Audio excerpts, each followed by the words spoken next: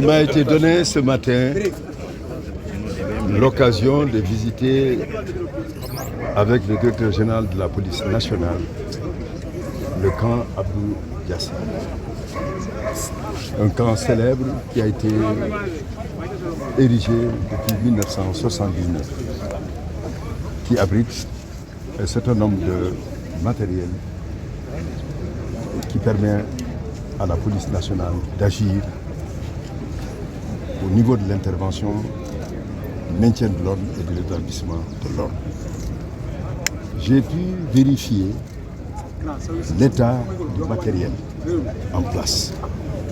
J'ai pu dire que cela est satisfaisant.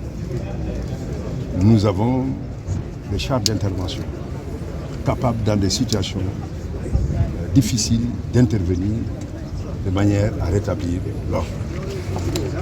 Nous avons pu vérifier la condition de logement des policiers. C'était une des revendications plus importantes. 2 grands bâtiments, R+8, sont en construction. Et cela permettra de faire loger près de 2000 éléments. Ce qui répond à une des revendications très importantes, à savoir le logement sur place des éléments et leur capacité rapide d'intervention sur les théâtres où il y a des difficultés.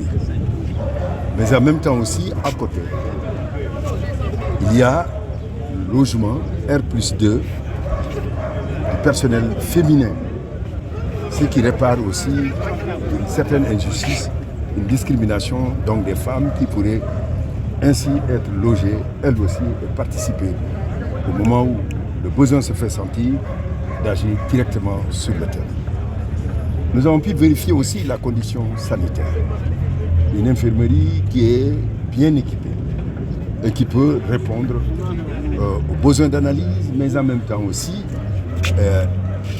porter les soins nécessaires aux personnes malades. Mais ce qu'il faut retenir, c'est qu'elle est ouverte aux populations civiles. 80% des gens qui sont traités ici sont de la population civile. Ce qui montre que la police est ouverte à la population et qu'elle participe aussi aux conditions de santé, de bonne santé aussi des populations. Nous avons pu voir aussi une brigade canine d'une très grande efficacité qui peut intervenir dans les situations où il y a des actes de terrorisme, où il faut pourchasser des trafiquants de drogue, une unité canine qui est vraiment d'une efficacité dont nous pouvons donc nous réjouir. Nous avons vu aussi un centre de tir qui est réputé, qui est utilisé aussi par d'autres forces comme la gendarmerie et qui montre ainsi que ce centre de tir permet à nos éléments d'avoir des tirs de précision quand il le faut.